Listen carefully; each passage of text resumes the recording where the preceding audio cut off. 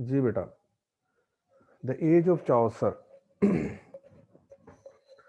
इसमें आज हम इसके बारे में पढ़ेंगे, general info about the age पढ़ेंगे, salient feature of the age of Chaucer, ठीक है जी। और उसके बाद हमारा है जी चौसर्स वर्क्स, प्रोमिनेंट वर्क्स को भी देखेंगे, फीचर्स ऑफ चौसर्स वर्क, उनका क्या फीचर है, किस तरह ये फादर ऑफ इंग्लिश लैंग्वेज भी कहा जाता है, इसे फादर ऑफ इंग्लिश पोइट्री भी कहा जाता है, ठीक है जी। तो उसके बाद द कैंटरबरी टेल्स के बारे में हम देखते हैं, जो इसका फेमस वर्क है कि वो क्या है, उसमें किस तरह कहानियां सुनाई गई, कितनी कहानी जो डिसाइड की गई, कितनी हम लोगों ने वो करेक्टर्स वहां पर सुना सके, और कितने करेक्टर्स वहां पर जो है ना ज्वाइन हुए, ठीक है जी। उन्होंने जाना था सेंट के जो है ना बैकट के दरबार के ऊपर, ठीक है जी। तो वहां पर उन्होंने डिसाइड किया कि हम जाते हैं और कुछ कहानियां सुनाते जाते हैं। फिर क्या हुआ उसमें भी हम देखते हैं। उसके बाद चौसठ कॉन्ट्रीब्यूशन टू द लिटरेचर, ये सारी चीजें जो है ना हम कोशिश करेंगे कि आज ये रैप अप हो जाए। जी बेटा, general info about the age, the age of Chaucer covered the period of a glaring social contrast and rapid political changes, right? क्योंकि फ्यूडलिज्म आ रही थी, फ्यूडलिज्म ने चैलेंज किया जो लेबर क्लास थी, तो लेबर क्लास जो इट वाज एमर्जिंग, राइट। तो उसमें क्या हो रहा था, ये सोशो इकोनॉमिक शिफ्ट आ रहा था, और उसमें फिर लोग और ज्यादा मतलब प्रोफेशनल्स जो थे, मिडिल क्लास कौन सी होती है, जो लोअर क्लास से मर्ज हो रहे होते हैं, जैसे मतलब डॉक्टर्स हैं और इस तरह के लोग हैं। ये कौन होते हैं, बेचारे वर्कर्स के बेटे होते हैं जो पढ़ के प्रोफेशनल बन जाते हैं, कुक, इसमें और बहुत सारे आपको नजर आएंगे prologue to the Canterbury Tales के अंदर भी कुछ कैरेक्टर्स के किस तरह उनके हैबिट्स मैनर्स चेंज हो रहे थे। तो it was essential in era of unrest and transition. तो मैंने कहा था ये ट्रांजिशन हो रही थी कि मतलब सोशो पॉलिटिकल इनकी चेंजेस आ रही थी। अब एक सोसाइटी में कोशिश कर रहे थे कि पूरा एक जो ट्राइब्स की सूरत में प्रीवियसली जो एक बरतानिया था, अब उसको एक जो है फेडरेशन की सूरत दे दी जाए।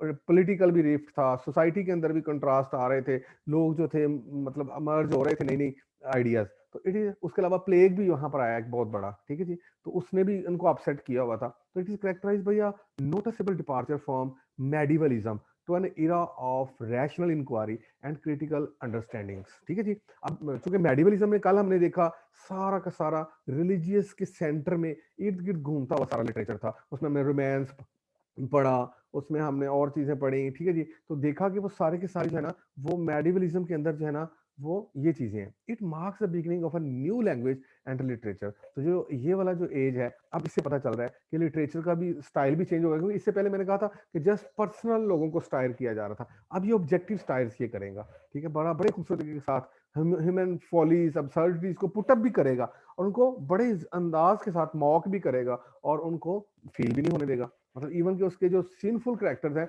उनको भी बड़ा पोलाइटली बयान कर रहा होगा। तो लिटरेचर में भी ये चीज चेंज हुई, लैंग्वेज में भी चेंज हुई, लैंग्वेज में भी ये पैराडाइम शिफ्ट था। ईस्ट मिडलैंड की लैंग्वेज को इसने सिलेक्ट किया, और इसने कहा कि यानी कि इंग्लिश को प्रमोट किया। The following characteristics distinguish this period. तो ये जो आने वाली अब कैरेक्टरिस्टिक्स हैं वो इसके जो ना पीरियड को थोड़ा डिस्टिंग्विश करेंगे, नुमाया कर देंगे, ठीक है जी, कि क्या चीजें थी उस वक्त। जी, ये क्यों नहीं हो रहा नेक्स्ट। अच्छा, salient feature of an era of transition, ठीक है जी। एक तो ट्रांजिशन मैंने बताया, ट्रांजिशन का मतलब क्या होता है, चेंजिंग फ्रॉम मतलब ऑर्थोडॉक्स जब चीजों को, जो पिछली चीजें हो रही थी, कस्टम ट्रेडिशंस को चैलेंज करना, उसको कहते हैं ट्रांजिशन के, तब्दीली का time. The growth of nationalism, अब नेशनलिज्म का जज्बा जो था इन लोगों के अंदर बढ़ता जा रहा था, ठीक है जी। तो ये लोग जो थे मतलब अब एक एक नेशन के तौर पर, फेडरेशन के तौर पर आना शुरू हो गए। उसके बाद मैंने आपको बताया था कि salient feature of age black black death था, फेमाइन आया, और सोशल अनरेस्ट भी था। जाहिर है जब एक जिस तरह आजकल कोरोना की वायरस फैली हुई है, तो इसमें देख रहे हैं ना सोशल अनरेस्ट भी मौजूद है, तो वहां पर भी कुछ इस तरह का बैकग्राउंड मौजूद है। The connection of the church and the reformation, तो रिफॉर्मेशन की तरफ लग गए जो चर्च के ऑफिशियल्स थे, उन्होंने देखा कि भाई जो चर्च मैन है, जो ऑफिशियल्स हैं, दे वर बिकमिंग वर्डली, ठीक है। तो वो उनको अब जो है करप्शन में, ज़ाहिर है इंसान जब दुनियादारी करेगा और अपने ऑर्थोडॉक्स रिलीजन को पीछे छोड़ेगा, अपनी ड्यूटी को सबवर्ट करेगा, तो डेफिनेटली करप्शन तो फिर आएगी। The dawn of new learning, तो इसलिए के साथ एक नई लर्निंग का इरा स्टार्ट हुआ चौसर की एज के साथ, 14th सेंचुरी। ये एज कौन सी है तो मेडिवल एज को ही है, लेकिन मेडिवल का जो फैशन है वो चेंज हुए हैं। तो इसलिए ये जो है एज है 14th सेंचुरी, मैंने कहा था 15th सेंचुरी तक तकरीबन इसको कहा गया, लेकिन ये अब एक नए नए लोग आना शुरू हो गए जिससे मॉडर्निटी की तरफ बढ़े। अब रिनाइसेंस के अंदर देखिएगा, वो वहां पर बहुत सारे लोग ह्यूमनिज्म, क्लासिसिज्म, तो ये आइडियाज समझ लें कि चौसर से ही स्टार्ट हो गए थे, ठीक है जी। तो एन era of transition, अब इन era of transition को थोड़ा एक्सप्लेन किया गया। चौसर was born in a tumultuous period of social, religious and political changes। ये हम डिस्कस कर चुके हैं कि क्या सोशल, रिलीजियस और पॉलिटिकल चेंजेस थी। The spirit and romantic idealism was the climax. एक मिनट बेटा, मैं थोड़ा सा इसका जूम बढ़ा लूं।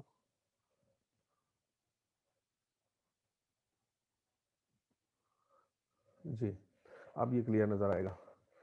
जी बेटा, तो the spirit and romantic idealism जो था वाज एट इट्स क्लाइमैक्स के ऊपर था, but the change from the medieval to modern was slow and imperceptible. Definitely पिछली एज को सारे आइडियाज को डिबंक करना और नए आइडियाज को base banana, it's quite difficult. Modern age जिस तरह आजकल मॉडर्निज्म जो है ना, जैसे 20वीं सेंचुरी की है, तो वो पिछले सारे जितने भी रस्म और रवाज होते हैं उनको तोड़ के जो है ना एक नई चीज बनाई जाती है। तो यहाँ पर भी मेडिवलिज्म के जो जितने भी आइडियाज थे उन सबको सबवर्ट करना, it was not an easy thing. Yet England was characteristically medieval. फिर भी मेडिवल ही नजर आ रहा है, डार्क ब्लीक नजर आ रहा है, क्रिएटिव इतना स्पिरिट और नहीं है apart from Chaucer. The stage amalgam of love, war and religion reach perhaps its fullest development at this time.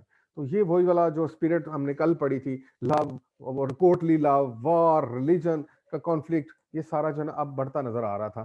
तो लिटरेचर चेंज जो है ना फ्रॉम ऑरल टू रिटन। अब सबसे पहले प्रिंटिंग प्रोसेस आ रहा था, ये ट्रांजिशन की एज है।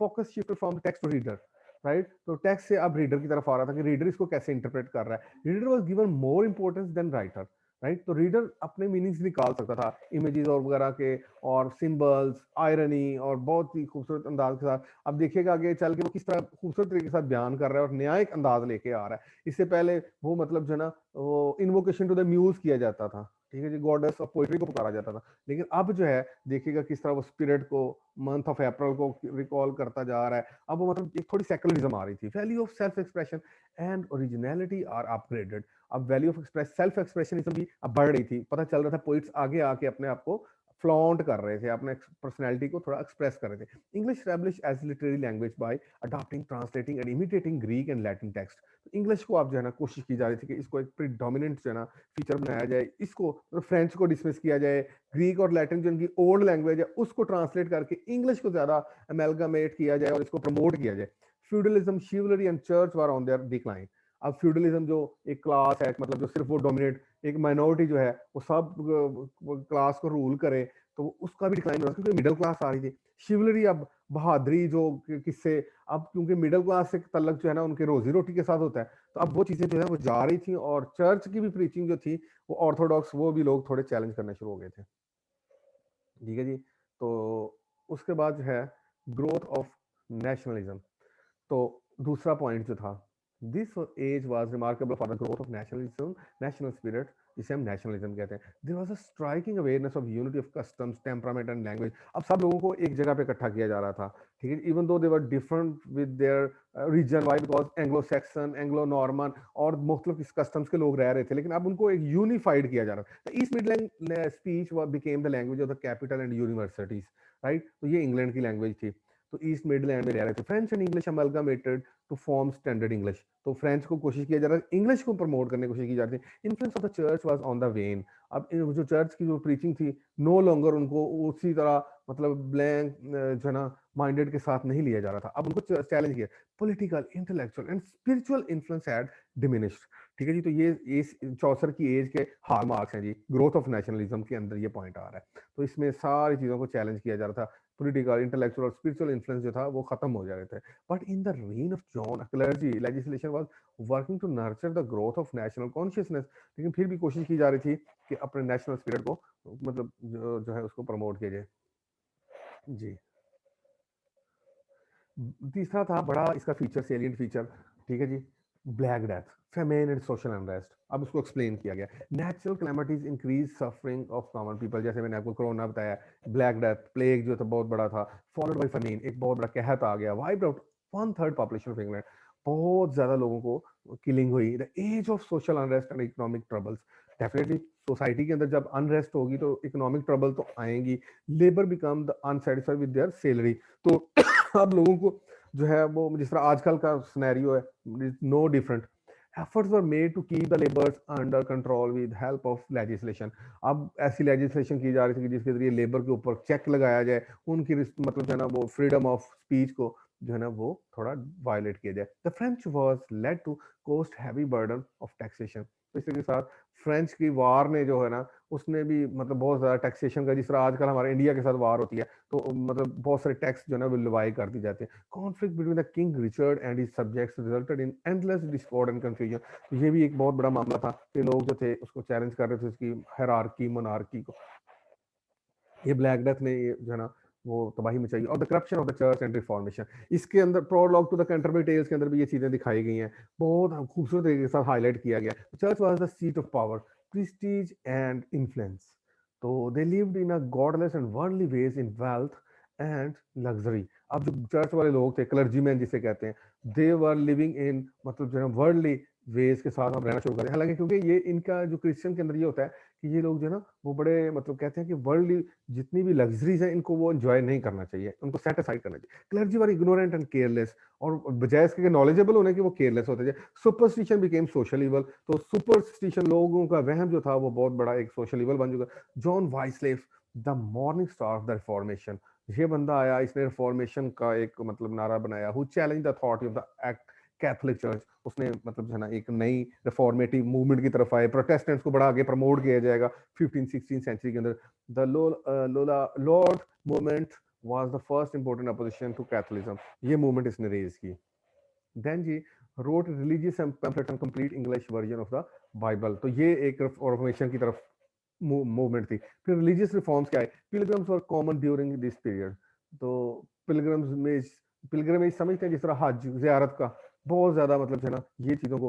The religious reformers oppose church on ground of idleness and laxity. तो इसी के साथ रिलीजियस जो रिफॉर्मर्स थे उन्होंने भी कहा कि भाई यहाँ पर बहुत सारी ये चीजें ड्रॉबैक्स हैं, ठीक है, इनको भी पॉइंट आउट किया गया। देन जी the dawn of new learning, right जी, डॉन ऑफ न्यू लर्निंग के अंदर ये चीज़ हमने देखे हैं कि अब एक नया स्पिरिट जो है ना वो इवोक हो रही थी in the form of Chaucer. In the age of Chaucer the medieval habits and tradition still in practice. कि प्रीवियस वो चर्च को ये करना चाहिए, मतलब मजहब को, हर चीज़ दुनियादारी को बहुत पीछे, ह्यूमनिज्म को बहुत मतलब जो है ना पीछे कर दिया गया था, मतलब जो है ना जिसे कहते हैं ना they were push to the walls. Study of the literature of classical antiquity, अब क्लासिसिज्म की स्पोर्ट भी बनी। अभी देखिएगा आपको चौसर जो है ये फ्रांस में, इटली में मूव करता नजर आएगा, और वहां पर बहुत सारे जो उनके मतलब जो है ना एंशियंट जो बहुत बड़े राइटर्स हैं उनको स्टडी करता नजर आएगा, उनसे इन्फ्लुएंस नजर होता नजर आएगा, उनको इमिटेट करता नजर आएगा, not for only art but for moral ideas of ancient Greece and Rome. तो जैसे मैंने अभी आपको बताया रोम, इटली, ठीक है जी, तो ये ग्रीक, इनको प्रमोट किया। Works for influence by humanism.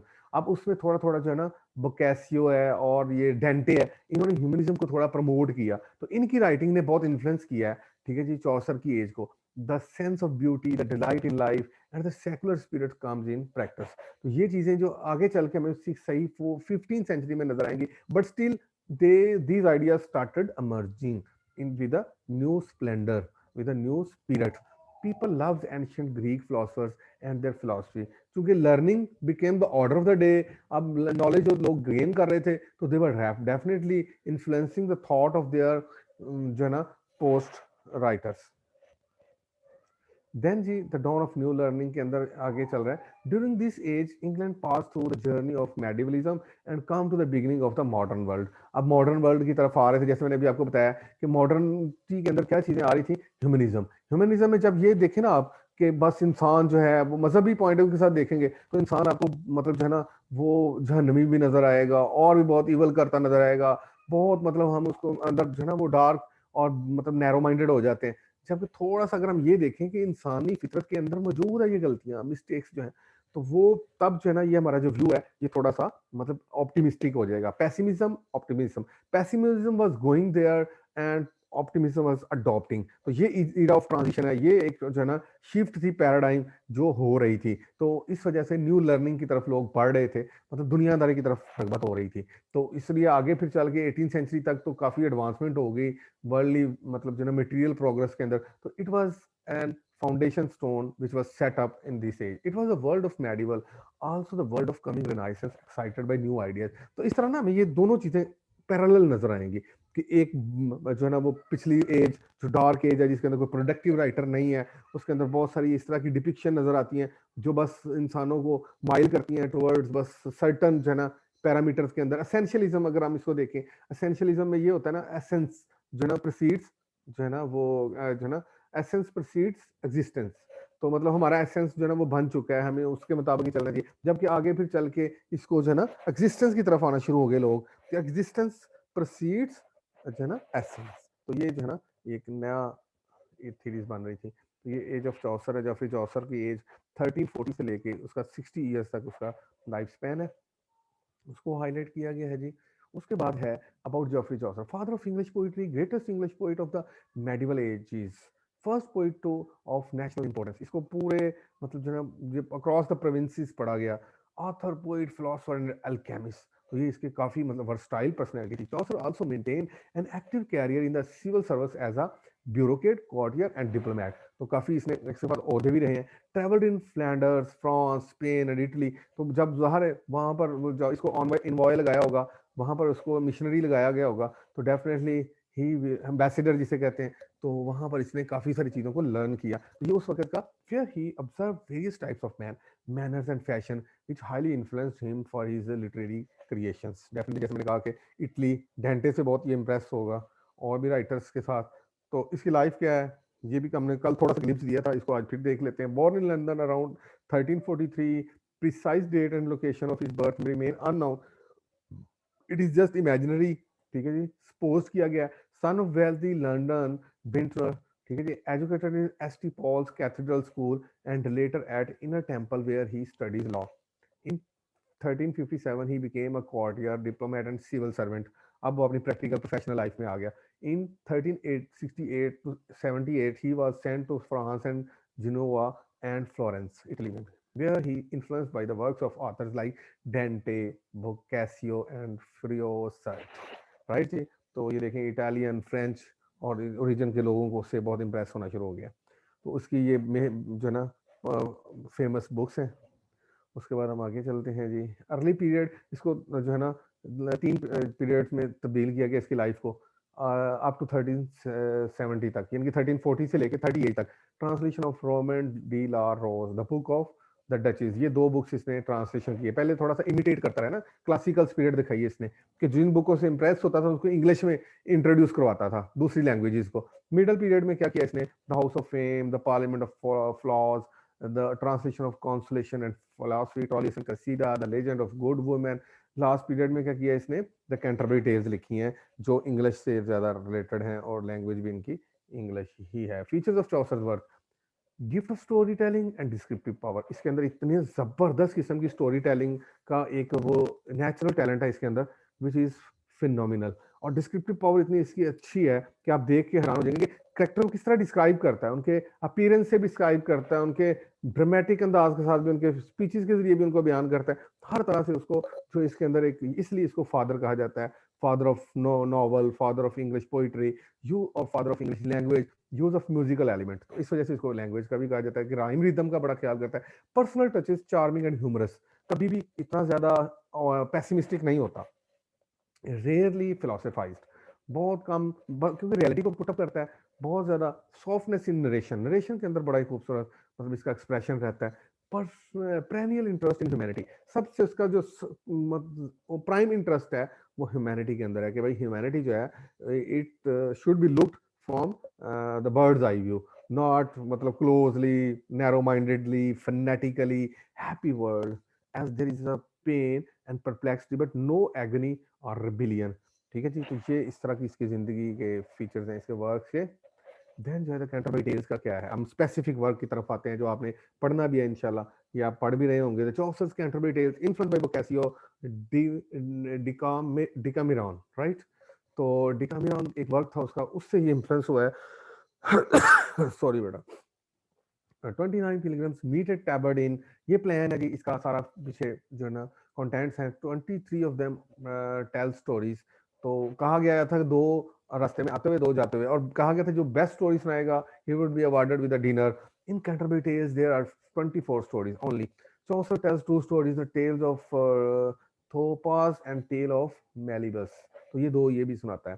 The Canterbury Tales began with the Knight's tale and end with the Parson's tale. तो मतलब बस ज्यादा नहीं हो सकी ज्यादा टेल्स। तो नाइट चूंकि एक बहुत बड़ा वॉरियर था तो उसमें बताया गया, उसके एज के बारे में बताया गया, उसके मैनर्स के बारे में बताया गया, उसके जो है ना वो फिजीक के बारे में बताया गया कि कितना एक्टिव है, कितना हैबिचुअल है, किन चीज़ों को वो लाइक कर रहा है, बड़ा शर्मीला है, माइल्ड है। तो मतलब ही despite he was very bold but still he was very शाई।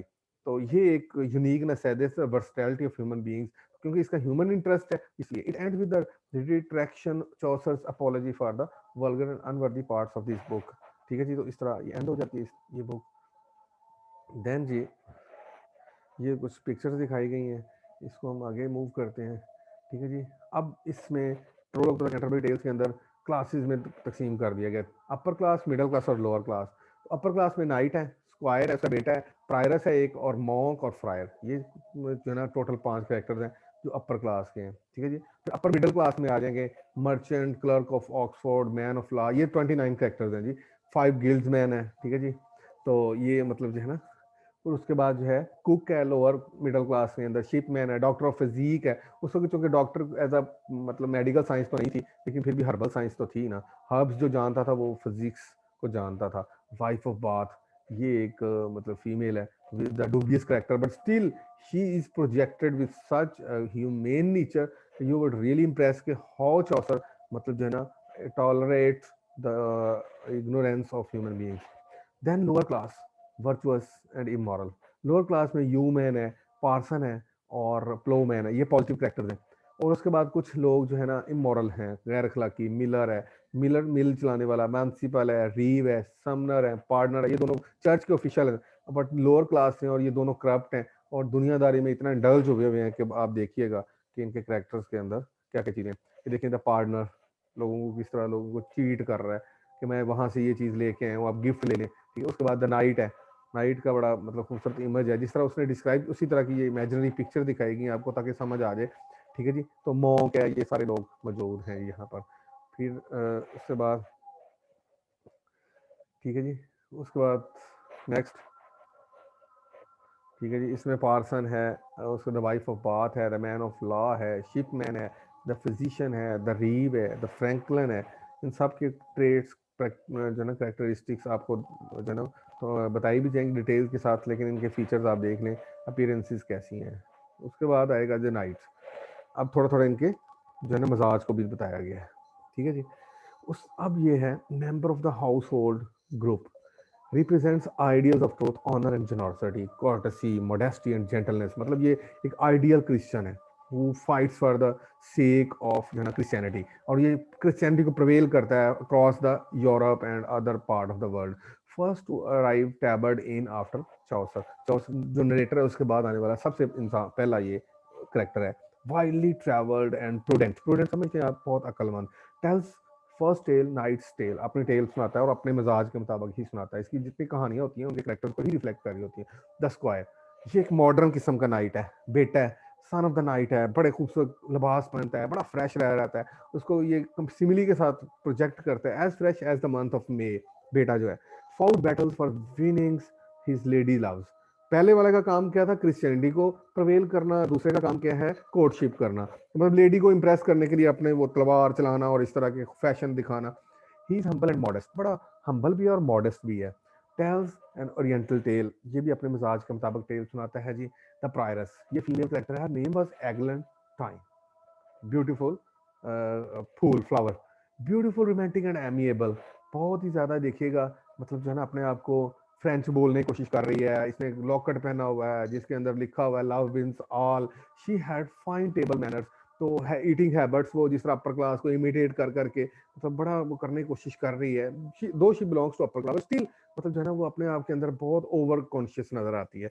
Love small dogs more than human beings, ये देखिए ये इतना ज्यादा मतलब जो है ना उसका दिखाया गया है। तो मतलब इनको कैरेक्टर्स को इतना खूबसूरत तरीके से प्रोजेक्ट किया गया है, we really impressed with this remarkable insight into the human beings. The monk, ये compare to the prioress in religious affection.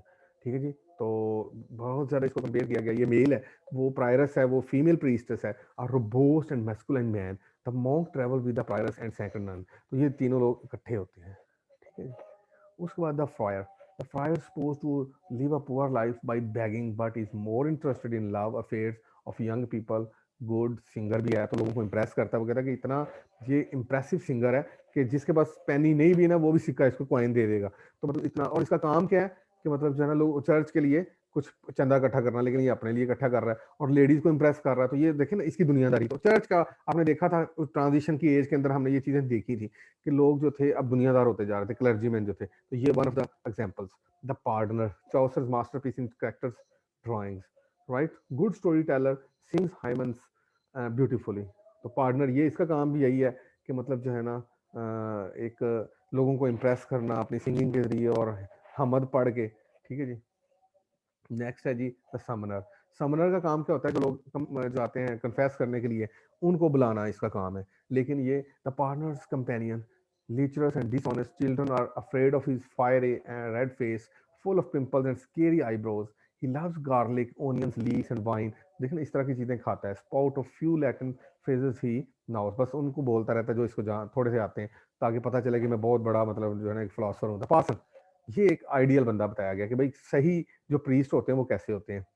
तो thought only holy thoughts and did only good deeds, मतलब ये थ्योरी और practice में same है। बाकी सारे लोग जो है ना ज्यादातर करप्ट नजर आते हैं। He is very gentle and diligent. कुछ उसने आइडियल कैरेक्टर भी दिखाए ना, ताकि पता चले कि आइडियल क्या होते हैं और रियलिटी में लोग थोड़े change. Clerk of Oxford, it's another neutral portrayal है इसका भी। Devoted to study of philosophy, मतलब ये इस तरह होना चाहिए किसी भी फिलोसफर को। Eager to learn and teach, prayed for the souls of those who helped him, मतलब बहुत ही उसी तरह का जो है ना इसके भी आइडियाज है। He is polite and speaks only when necessary, ज्यादा बातें नहीं करता। Is not too much talkative. He speaks about the morality. His tale is a reply to the tale of wife of Bath. It is about the patient wife जो है ना ग्रिजिल्डा। तो इसका उसी तरह की मतलब टेल है जिस तरह की इसकी अपनी मेंटेलिटी है, जिस तरह इसकी सोच है। द मर्चेंट, ये वो लोग हैं जो मतलब मैंने 3 क्लासेस में तकसीम किया था, professional, middle classes, upper class और जो है ना वो लोअर मिडिल क्लास। तो ये मिडिल क्लास के लोग हैं, लोअर मिडिल क्लास के। द मर्चेंट, वेल्थी बिजनेसमैन, ही वो rich and multi colour cloth and had from feudalism चूंकि डिक्लाइन पे थी, अब ये लोग जो थे थोड़े थोड़े जो आगे निकल रहे थे वो अब आगे बढ़े थे। Carries himself so well that no one realizes he is heavily in debt, right जी। अच्छा, अगर ये टाइम इसका शॉर्ट हो जाए तो प्लीज आप लोग जो है ना इसकी स्क्रीनशॉट ले लीजिएगा अपने, ठीक है जी। तो क्योंकि हमने थोड़ा सा लेट लेक्चर स्टार्ट किया था, मैं आपसे जो है ना वो ज्यादा डिस्कशन नहीं कर सकूंगा in the later half of my lecture. So please जो है ना do take screenshot of the attendance sheet. The man of law, right जी। तो क्योंकि हमारा 40 मिनट्स का वो टाइम होता है ना, तो अगर उसके बाद वो ऑटोमेटिकली वीडियो ऑफ हो जाती है तो please excuse me for that. The man of law, wise and slightly suspicious of everything, right. तो ये लॉयर है। He had vast knowledge of law, often appointed by the king as a जज of the court of assizes. Assizes में तो मुख्तलिफ various places के ऊपर जाके फैसले करता है। वेल्दी लैंड बायर है ये वाला बंदा जो है। तो मतलब काफी इसके पास पैसा आ रहा है। देखिए ना, शिफ्ट हो रही थी सोशल अनरेस्ट की वजह से, लोगों कुछ लोगों के पास बहुत सारा पैसा आ रहा था। The franklin, companion of man of law, ये उसके साथ होता है। Wealthy gentleman who likes to have wine in the morning, right. तो ये भी चाहता है कि बस इसके पास जो है ना बस बहुत कुछ पैसा हो, मतलब जो है ना वो क्या कहते हैं कि एपिक्योरियस है ये, ठीक है। Because he loves pleasure he is called son of Epicurus. Epicurus मतलब जो है ना जो अच्छे लजीज खाने खाने वाला, हैबिचुअल, लस्टी, मतलब इस तरह का। At country meeting he is representative and chairman. The franklin stage the story set in Brittany, the five. उसके बाद आ जाते हैं जी इसकी स्टोरी के बारे में थोड़ा बताया गया। द फाइव गिल्ड मैन, ये वो लोग हैं जो एक पेशावर लोग हैं और उनकी किसी मतलब जो है ना इनका तल्लक है किसी सियासी तंजीम। दे आर आर्टिसंस, ये कौन है, हुनरमंद लोग हैं जो and are newly rich represents urban middle class. तो they are haberdashers, carpenter, weaver and dyer and tapestry maker. तो मतलब ये देखिए सोसाइटी के अंदर ये शिफ्ट आ रही थी कि लोग जो है ना आर्ट सीखना शुरू हो गए थे अपने इन ऑर्डर टू सर्वाइव, जिससे पहले कुछ ऐसा नहीं होता था, ठीक है जी। उसके बाद वाइफ ऑफ बाथ, ये she is quite interesting character of the law. Bath is famous for cloth making and she was herself an expert in weaving embroidery, right जी। तो लिव्ड एन ऑनरेबल लाइफ, इसने बहुत ही खूबसूरत जिंदगी गुजारी है। While he traveled in Italy, Spain and Jerusalem, loved to tell romantic tales and to gossip। और ये इसकी 5 शादियां हो चुकी हैं, उसके अलावा इसके पता नहीं कितने को लवर हैं। एक हस्बैंड ने इसको थप्पड़ मार के जो है ना एक तरफ से ये इसको डेफ कर दिया हुआ है। तो इसके अपने करेक्टर ट्रेड्स, लेकिन she loves जो है ना wearing clothes, costly stuff।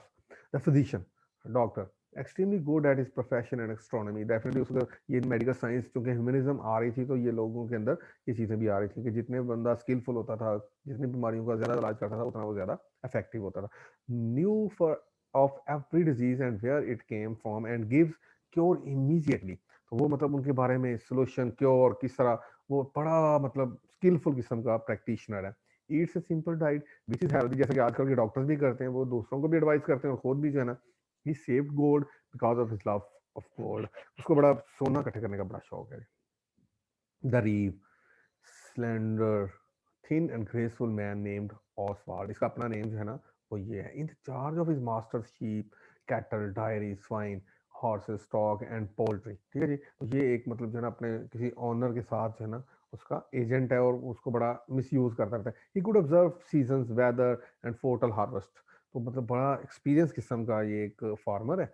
Also good carpenter, trade which he had learned in youth. Right जी। तो बहुत ही बड़ा मतलब जो है ना ये स्किलफुल मैन है और बड़ा डॉज भी करता है। The shipman live in the west country and comes from Dartmouth. Bold and prudent, widely travel, बहुत मतलब इसके खासे कैरेक्टरिस्टिक ट्रेट्स ही हैं। Expert in the matters regarding the position of the moon, the tides, the currents and the perils of the sea. Definitely हर बंदा देख रहे ना एक्सपर्ट नजर आ रहा है। अगर अगर कोई डॉक्टर है तो वो बड़ा एक्सपर्ट नजर आ रहा है। अगर कोई कुक है, अगर वो शिप है तो देखिएगा ये सारे के सारे लोग शिप मैन है तो वो देखें कितना एक्सपर्ट है। उसको पता है कि आजकल मतलब एब कब आती है, टाइड्स कब आती हैं। His ship was called the मेगालथन।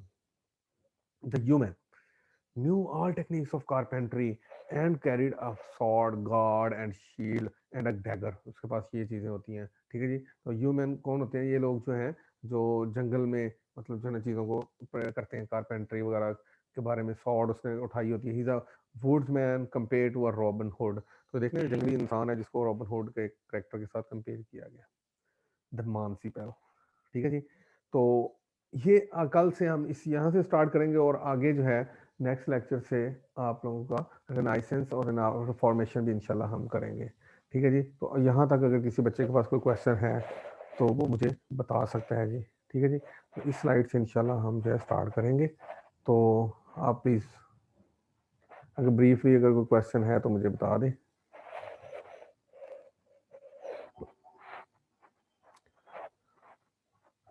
जी बेटा।